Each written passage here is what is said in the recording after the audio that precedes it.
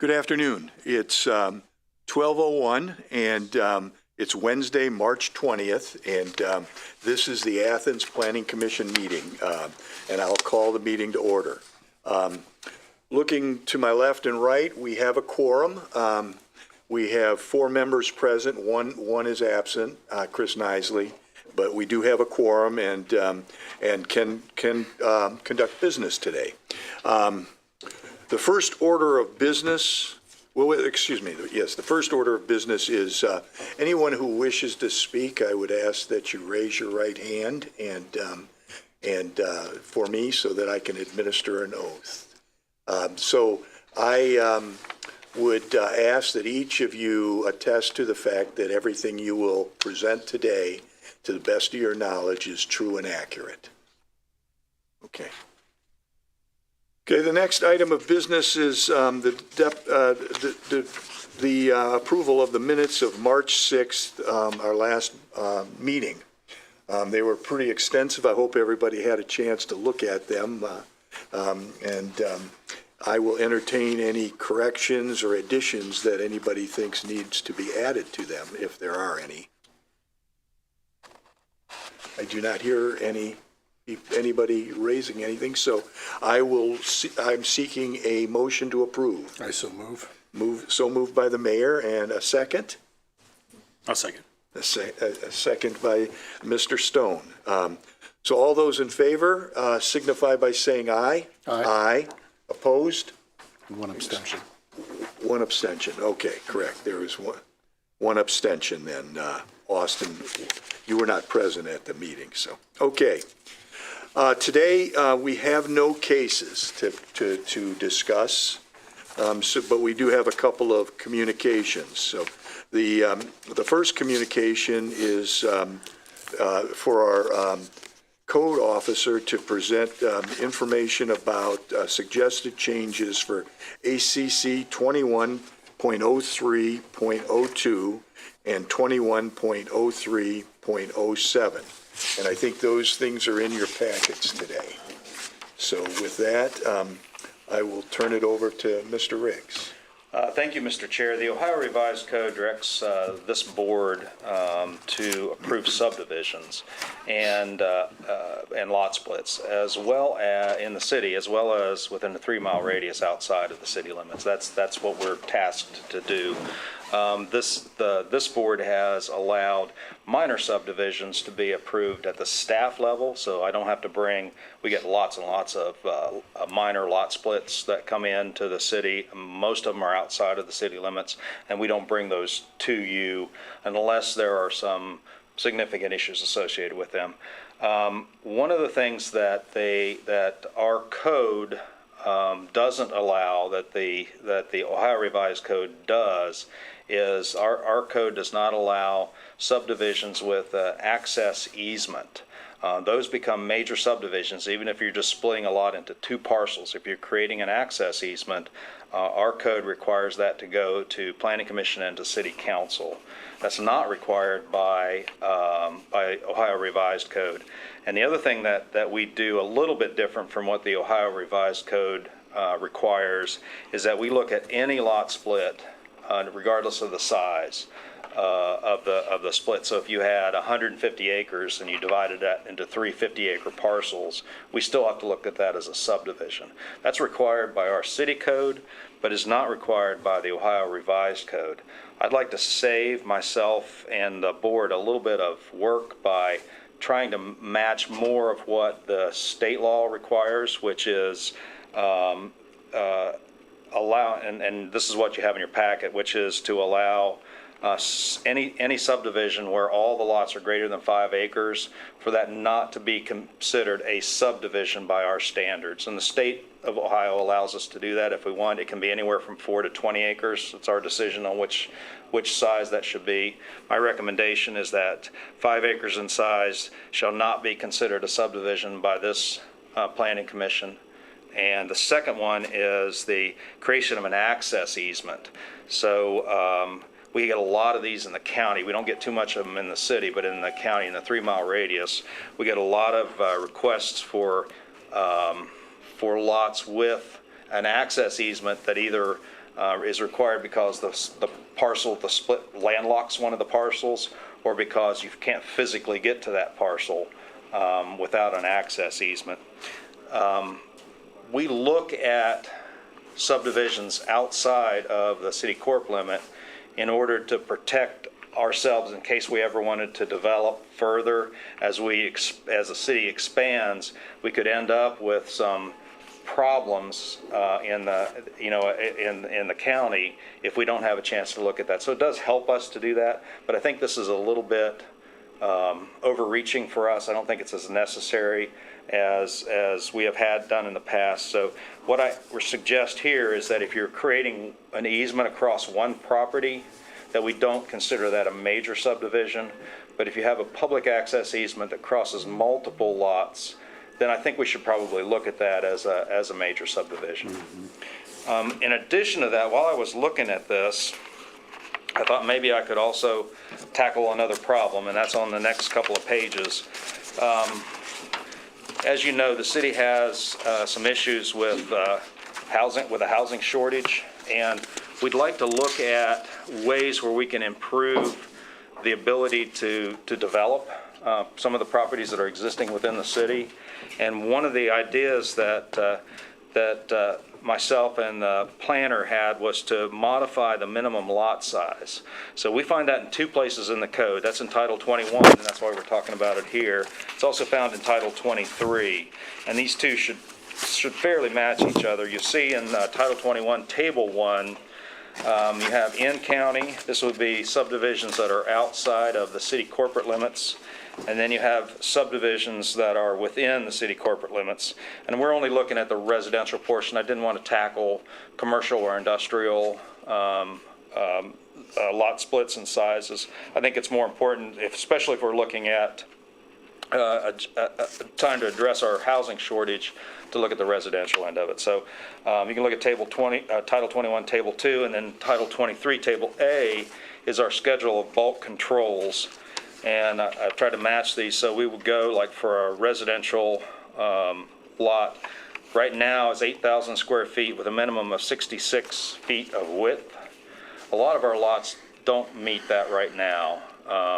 You typically will have 40 or 50 foot widths, especially in the older portion of the community.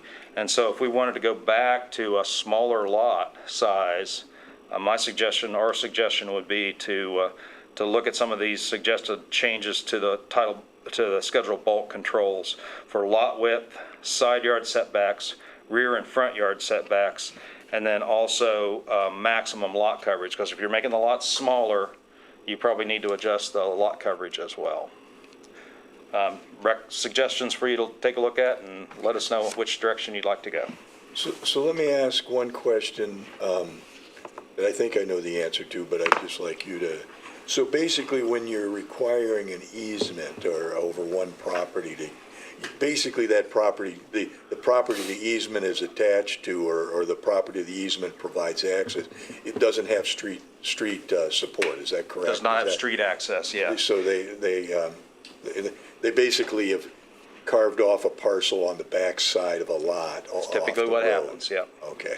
Yeah, and then what'll happen is that'll work fine whether two family members that own the property, one of them sells, and now you've got an outside person that suddenly realizes they're responsible for maintaining this easement or to provide gravel, or they can't use part of their property, don't realize it. So it does create issues, especially you find that more in the township and in the county than you will inside the city corp limits, but that does come up. Okay. That's primarily the only situation. I mean, that's the only reason you would need an easement, I guess, for the most part. I can't think of anything else. Access easements, that's correct. That's probably the primary reason. Okay. Either you have road frontage and you can't access, there's a creek that crosses right where your road frontage is, so it's cost a lot of money to put a culvert or a bridge in, so you get an easement across your neighbor to get the access to the backside of your property. Okay. That's typically what you see. Okay. Anybody else have any questions for Mr. Riggs on the board? I just have a point of clarification for anyone who's watching, that Title 21, which we've been talking about, is the subdivision section of code, and then And Title 23, which we've also been talking about, is our zoning code. So again, for people out there in TV land, just so you know. Sure. And I have a comment, more so, you know, in the staff side, we worked together as we looked at these tables, specifically, and I've thought for a long time, since I've worked here, that our subdivision regulations, and specifically our minimum lot sizes have been antiquated. If you think about what it is right now, the minimum lot size for an R1 lot is 8,000 square feet. That's an 80 by 100 foot deep lot, 80 feet wide by 100 feet. That is absolutely gigantic for a city. You know, that's fine if you've got cornfields and suburbs in a particular area, and for that matter, you know, wealthy suburbs on cornfields. But in a city that is built in hills, and that we want to promote urban infill, we want to promote redevelopment in areas of the city, having 8,000 square foot minimum lot sizes is asinine. And so, you know, this is a good opportunity to you know, make these changes that we really needed to change for a long time. And I will add, the 2020 comprehensive plan does support reducing the minimum lot size, especially in the R1 zones. So, I was just going to add to that, you know, the other thing to make note of in R1, actually it's in R1, R2, and R3, is to your point, Commissioner Stone, you had something of that size, but only 30% lot coverage with what you're putting on that, you know, and to see that change, I think, as being responsible.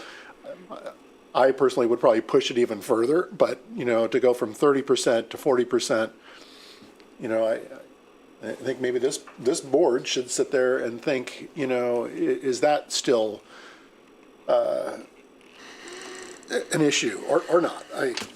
I recognize the need for housing here in the city of Athens. I completely do. I think this is a great topic. It's timely. Actually, matter of fact, it's way past due for us to be able to act on some of this antiquated code, and it is antiquated.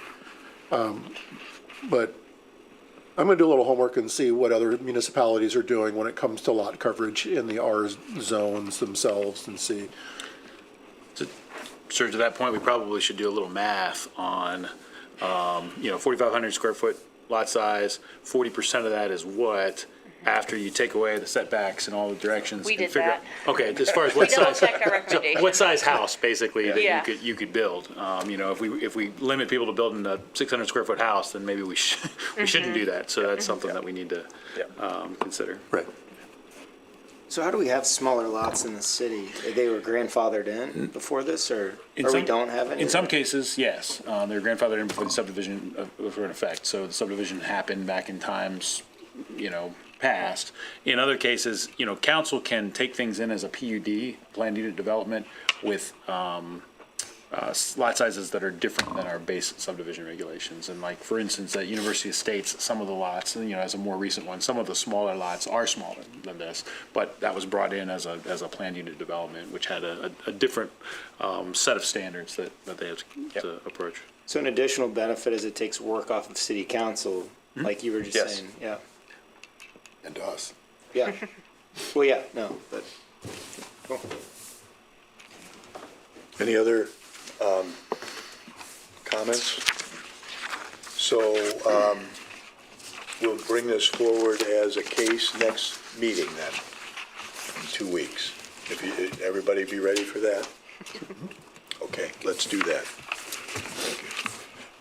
The next communication item is an update on the Grand Park, Eden Park rezoning. And I have seen we've gotten a couple of additional community members that have sent emails and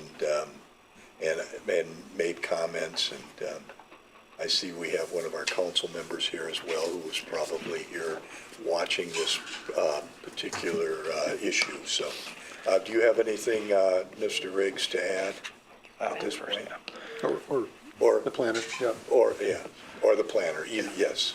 Yeah, well, I can start. I did have a conversation with the representative for the appellant, or for the applicant for the zoning change, and they informed me they wouldn't be ready for this meeting. They would like to be able to come to the next meeting, which I believe is the 3rd. I have to check me on that. But what they are going to look at is if they can find ways to buffer the property between the business and the residential. I gave them some ideas on how to do that. They're also looking at ways to shield the lights that are out there. These are LED lights, so it is easier than the old incandescent to shield and to block some of the light that's coming out of those areas, so we don't have light trespass. And they're looking at some other things that they could do to help based on the comments that came from the communication meeting, last meeting with them. They just didn't have time to do that. Also wanted to note that I do have a surveyor working on surveying, not really related to this, completely related to this topic, but surveying the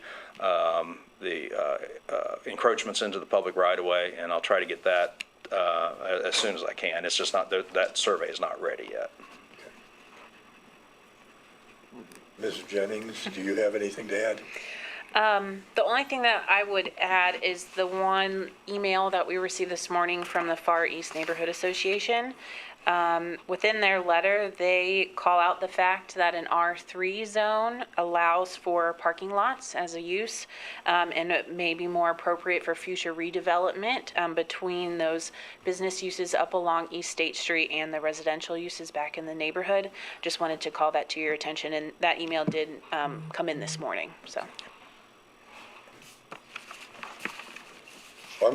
Myself, I'm glad you're looking at the lighting issue with the property owner.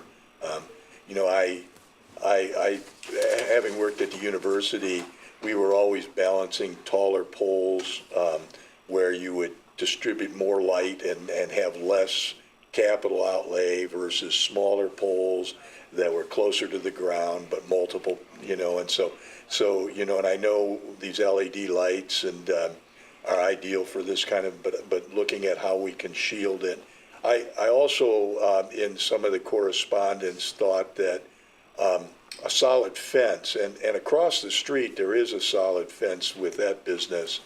That way, if you're pulling into that lot at some point, assuming this passes, headlights are not shining into the property there. I know you can do some things with vegetation. Vegetation would be nice, but I think a fence is something that makes a lot of sense for helping. I recommended both of neighbors. those to the applicant, either a evergreen hedge or fence or a solid structural fence, wood or metal or whatever. So they're looking into that. Okay. Yes, Andy. Sure. Mr. Stone. Mr. Reese, can you clarify for the viewers process and specifically what, when this comes as a case, we're voting on? So I think I'm going to describe it, and if you would validate that for me. So the Planning Commission is not dealing with the encroachments into the right-of-way. Ultimately, that's an issue that while germane to this discussion for the Planning Commission is ultimately a council decision via a special use of the right-of-way permit when the applicant makes that request. Regarding Planning Commission, we are going to vote to recommend or not recommend a particular zoning change request. And that will then proceed to City Council, and they can also choose to implement it or not implement it, regardless of what Planning Commission says. Is that correct? I think so, yeah. If the exception would be is if the Planning Commission decides not to approve the zoning request. I don't believe it goes to City Council. So it stops I think here. it dies at that point, yeah. Okay. Any other comments or questions from the board, the committee? Are there any? Do we wait till the end to entertain comments from the community or the members or people present, or do we wait till that point on the agenda where we have citizens speak? Well, I think if there's anyone who is Wants here to today speak. who wants to speak on this particular communication, given the information that has come from both the planner and the director for code enforcement and development, that we could certainly Do offer that, that up. okay. That's what we did last week, and I just wanted to make sure I was dealing with the right protocol. Is there anyone who would like to speak on this this communication? Mr. Swank? Alan Swank, 40 Townsend Place, Far East Side, also Fourth Ward City Council member. The mayor referenced TV land, and I'm glad he did, because it's because of the ability to watch these things that between the last meeting and this one, the folks on the Far East Side, particularly those right around that area, have had an opportunity to watch the last Planning Commission meeting, and therefore becoming informed on this. As you mentioned earlier, you had received communications from the Far East Side Neighborhood Association, and the president of that association, Christy Thomas, asked me to come and read this into the record. So if you would indulge me for just a moment, please. Dear members of the Planning Commission, we are writing to you on behalf of concerned residents regarding the rezoning proposal from Donwood Hyundai on Grand Park Boulevard. You may have received individual letters from residents, but we have compiled this letter to represent a collective voice on several pertinent issues as the Far East Side Neighborhood Association. If the rezoning from an R2 to a B3 were to proceed, residents are understandably concerned about potential future uses of the area beyond parking facilities. It is crucial to consider the implications of such changes and ensure that any future development align with the interests and values of the community. Additionally, a B3 zone presents a situation where the most restrictive residential zoning classification abuts the most permissive business zoning classification, potentially fostering discord. It may merit consideration whether such a zoning arrangement aligns with the desired development goals and neighborhood cohesion. Comparatively, an R3 zone is observed in instances like Elliott Street allows for a more balanced approach by accommodating amenities such as parking lots. Hence, an evaluation of alternative zoning options such as R3 may warrant exploration to better harmonize land use objectives and multiple potential future conflicts. The recent installation of tall lights around the parking lots has emerged as a significant concern among residents. These lights emit bright illumination into residential areas during the night, disturbing the tranquility and privacy of our community. We urge the Commission to address this matter by exploring alternative lighting solutions that mitigate light pollution and preserve the residential ambiance. We seek clarification on the type of separation will be implemented to denote the residential area from the proposed commercial zone should the rezoning be approved. Examples such as spacing or fencing are suggested, and we urge the Commission to ensure adequate measures are in place to maintain the distinct character and privacy of residential properties. Furthermore, property value concerns have been raised by residents, particularly regarding the potential impact of the proposed changes on residential property values. We urge the Commission to carefully evaluate these concerns and take necessary steps to mitigate any adverse effects on property values within the neighborhood. During the last Commission meeting, Don Wood's representative was tasked with returning with additional information from questions posed at the initial meeting.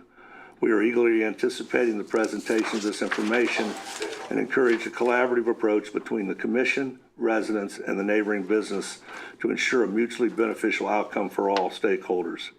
In conclusion, we appreciate the opportunity to express our concerns and advocate for the best interests of our community. We trust that the Planning Commission will give due consideration to these concerns and engage in transparent communication with the residents throughout the decision-making process. Thank you for your attention to this matter, the FINA Board. There are three things mentioned in here I'd like to highlight. One is in the second paragraph where we talk about the future. A parking lot in and of itself might not be all that bad. To some it's horrible, to others it's a necessity for doing business. But what does the future hold? What happens when the owner of that land, who is 4 years older than me, passes away or sells the property? What do her heirs do? If it turns into what we have on Avon Place right next door, that's a disaster, not only for that neighborhood, but for the entire city. In 2 weeks, the FINA folks will provide me with a series of slides, not the 49 that Mr. Delock had to go through with the Board of Zoning Appeals on the property up on Northwood, but some slides to show what we have and what we don't want. And that is what we have on Avon. But the future is a concern. None of us have a crystal ball, and it may be a parking lot for, who knows, cars now, the Jetsons vehicles in 50 years. The second concern is the lights. I was out last night later than normal, and on my way home, I come down East State Street, make a left on Graham Park, and then up to my house on Townsend. When I made that turn, I stopped and sat in the middle of the road and looked at the light. You could play, Mr. Katowski, golf at 10 o'clock. The lights are so bright. The shine on that first house on Graham Park was amazing. How those people sleep, I really, really don't know.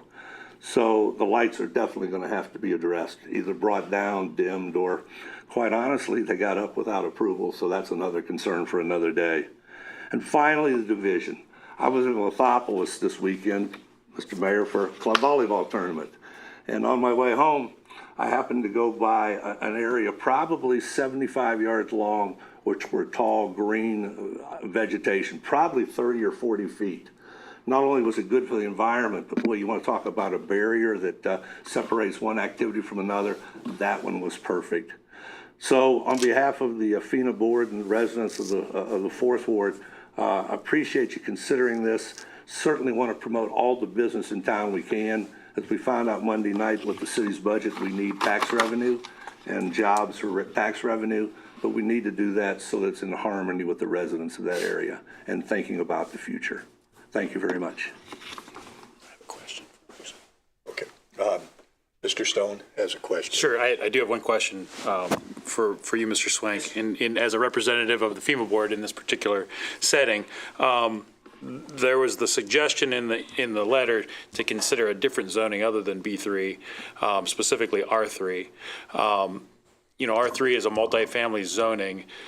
Does FINA, or do you think FINA has a position on if a future use of multifamily were to go into this site, vice duplexes, which would be kind of the R2 intent of its current zoning, that would be a concern for the FINA board? I vaguely remember a few years ago some concern about multifamily in the area between the businesses on East State and the neighborhood. Like you, I received that this morning. Yesterday and ending at 12:37 today, I worked for Muskingum University, was our day of giving, so I was kind of tied up with that. Saw that for the first time. I'll be very candid. I think it would depend on the type of housing. This sounds horrible in a city that claims to be inclusive, that the opposition to what was over on, was it Graham, I believe, was more in opposition to the type of housing that was going in and the folks who would live in those houses. But I think, speaking for myself, and if I was running for office, I would admit this as part of my campaign, multifamily housing, properly built, properly maintained, would be a plus for the community. But again, I can't speak on behalf of the FINA board. I'm not a member of that board as an elected official, but I do attend the meetings and represent them when they ask me to. Sure. Thank you. Does that answer your question? It does. Okay. I have one question about that. So the property right now is zoned R1. R2. R2. Okay, so so that would be abutting against the residential property one lot in. That would be a side yard setback in an R2. What is the side yard setback there? And then I guess the question is the R3 and the B, the business setback, if there would be a side yard. And am I right? Is that a side yard setback? I mean, it's a business on, it's almost like a backyard, a rear setback for a business, but it's right now a property on Grand Park. Yeah, currently the minimum side yard setback in an R2 is 8 feet with a total of 20. So one side would be 8 feet, the other side would be 12. I think in the R3 or in the B3, gosh, I think is it 10? I think it's real similar to this, but there is a setback in a B3. Let me see what I can look it up. And it is in the table, and R3, as has been suggested as an option, is the same as R2. As an Same as R2. R2. And I think currently it says non-residential uses in the schedulable controls. It's the same. It's the same, okay. Okay. Thank you. And basically, at this point anyway, the business owner is not proposing to build into or expand, put his parking into that side yard setback or rear setback My understanding is not done that at this time. at this point, okay. So there is some land there, including whatever the next property has that is green between the house and that property line. Area for this vegetation and or, and a fence or something like that. Okay, okay. Any other comments or questions? Okay, so my understanding is we're talking about potentially having more answers and the first meeting of April, this being brought forward as a case. Yes, sir. Okay. So that ends the communications we have on today's agenda. The next item on the agenda is reports. Mr. Riggs, you're first. Yes, sir. I have two things I wanted to talk about. One is looks like we might have a Title 41 site plan review coming, maybe even at the very next meeting, April 3rd. This is over by Kenny Drive. So we haven't seen a Title 41 development in a while, so it's nice to see that the city's continuing to develop and grow. And then the second thing I have is we've received a lot of lot split requests from the university regarding the ridges. We'll be working on that, and if you like, I could bring some of that to the board to just let you know what's going on up there, since there's a bit of activity with lot splits and subdivisions. I myself would like to see some information on that as we move forward. Chair just spoke for me. Okay. No, I agree. Okay. I would absolutely love to see Yes. an update on the Ridges complex. I will get that. Thank you. Okay. That's all That's all. today. Thank you. Ms. Jennings, the planner. I do not have any additional items to report on. Okay, Mayor. Yeah, I want to make sure that we're acknowledging someone who spoke at the opportunity for people to speak on things not on the city council agenda on Monday evening, and that being Mr. Aaron Thomas, because I think it's pertinent to our board, and that is looking to see how we can become a community that does a better job of overhauling, and this is something that I know our city planner is going to be working on, overhauling our code that could or can or does get in the way of development, commercial development here in the city of Athens. We've got some wonderful projects that are underway as we speak, but I think it's time for us to take up a lot of the issues or comments that, statements, I should say, that are in the comprehensive plan that is, it's zoning related, but it's also just development related. And so hopefully with the new city planner, thank you for being here. We have been waiting for you. That we can finally get this moving in the correct direction as we look forward. But again, there are a lot of points that were made by Mr. Thomas. I believe were true and accurate, and things that I think that we could do a better job of addressing in a sundry of different ways with future development in our community. Thank you. Okay, thank you. So the next item on the agenda is opportunities for citizens to speak on items not covered on the agenda. Do we have any further discussion? No. Okay. So the last agenda item before adjourning is announcements and other business. Do we have any announcements? Yep. Well, hearing that the next meeting is the only announcement that I have, which would be our next committee meeting would be April 3rd. So, okay. With that, I will entertain a motion to adjourn. Motion to adjourn. And a second? Second. Seconded. All in favor? Aye. We're adjourned.